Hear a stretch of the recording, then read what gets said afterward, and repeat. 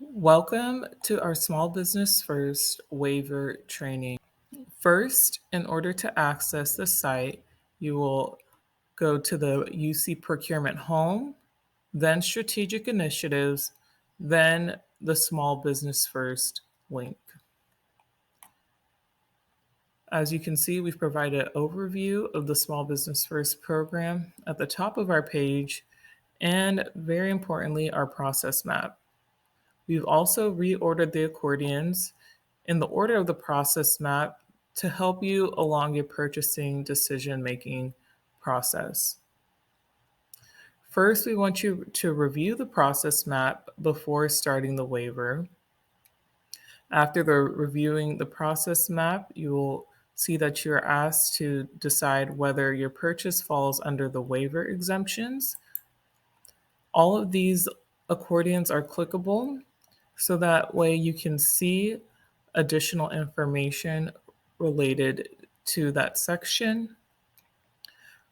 It is worth noting that Small Business First now applies to sole source, unique professional services, and emergency purchases. If your purchase falls under any of these exemptions, you do not need to submit a Small Business First waiver with your purchase. Also, we want you to look at whether your purchase can be fulfilled by an existing contracted supplier. Then we have the link to our contracted suppliers and strategically sourced agreements. If you're not using a contracted supplier, we'd like you to review our curated UCI certified small business list that has over 10 commodities and a list of certified and onboarded small businesses who have worked with UCI in the past, and see if any of these vendors can fulfill your needs. After reviewing the small business list, if you still can't find a supplier for your purchase, please navigate to either Explorer or Cal eProcure. When you're in Explorer, you're going to first search whether the vendor you wanted to work with has a small business or disabled veteran business certification. So the name of the vendor we're looking to work with is Student Recruit, and they provide a student recruiting software. So I'm going to type in the name of my vendor, which is Student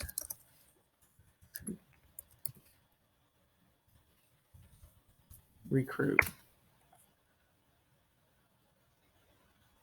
As you can see, you have the option to search by supplier name, supplier commodity, or the products and services. So I'm going to choose supplier name since I have the exact name of the vendor I want to work with. This is not a real vendor, so no results pop up. So now I'm going to change my search terms to match the products and services that the vendor provides, which is a student recruiting software. So now I have typed in student recruiting software into the search bar. Still no results pop up because it's still searching by supplier name. However, I'm going to choose products and services now. And as a result, more vendors pop up. So what we're going to do now is assess whether the vendor's supplier IO has provided has the specific software that we're looking for or functionalities of the software that we're looking for that Student Recruit has to assess whether we need to continue with the waiver.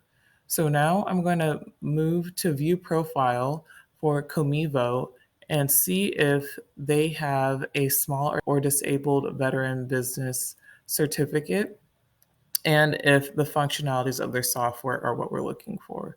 So we're going to press View Profile.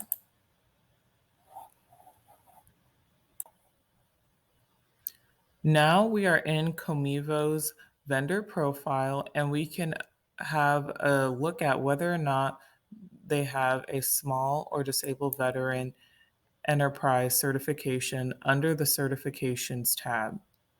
So as you can see, Comevo had a self-certified small business certificate, but it expired in November of 2021. It's worth noting that we do not accept self-certifications unless it is from the SBA. Comevo has a small business certification from the SBA, also known as the Small Business Administration. So if their certification was active, they would be a valid vendor and you would not have to move forward with the waiver because they were a certified small business. And ideally, they had the functionalities in their software that you were looking for. However, since they are no longer certified, they would not qualify for small business first. And so, considering we continue to look through the vendors and no one has the product that we're looking for, we would move forward with our waiver.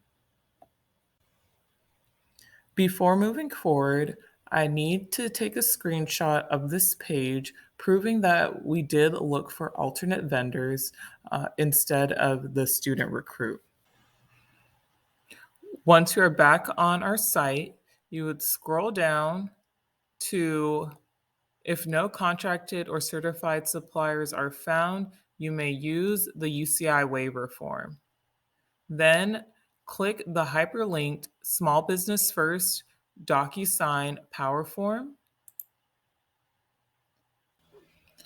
Before completing the waiver, you will be prompted to enter your name, your email, then you will scroll down and press Begin Signing.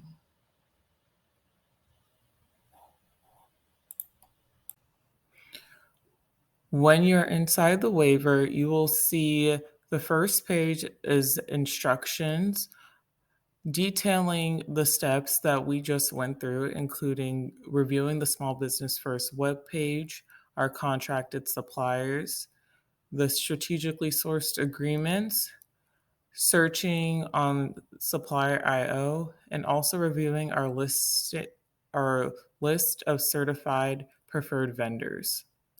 Furthermore, please reach out to smallbusiness@uci.edu if you have any further questions. Also, there's an overview of the Small Business First policy and a list of the waiver exemptions. Once again, sole source, unique professional services, and emergency purchases have been added to the waiver exemptions.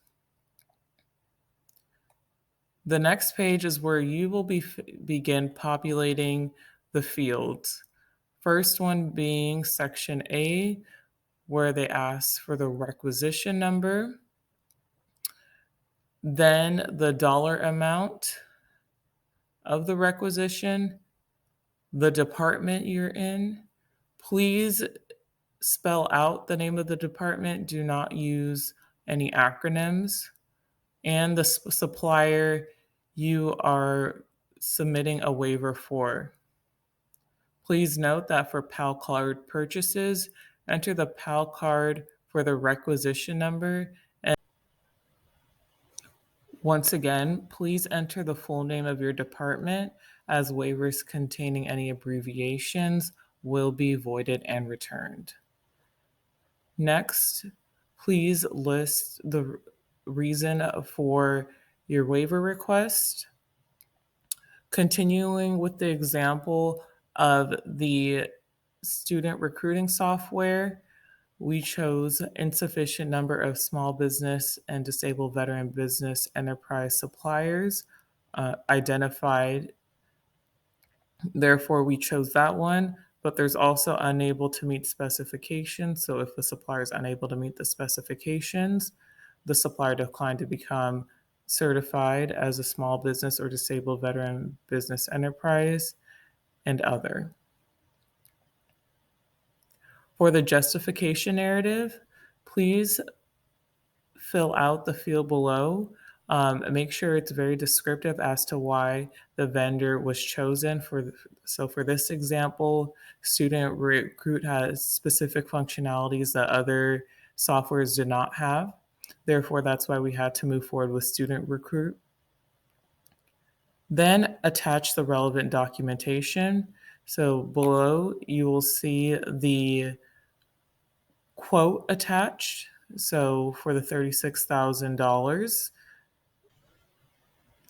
Then you will also attach proof of your search results.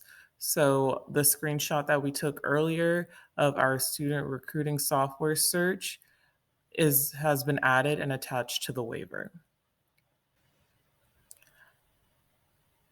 After attaching the documents, you'll come back to section E under representation and sign your name, as well as type your name along with your title, and then email and date.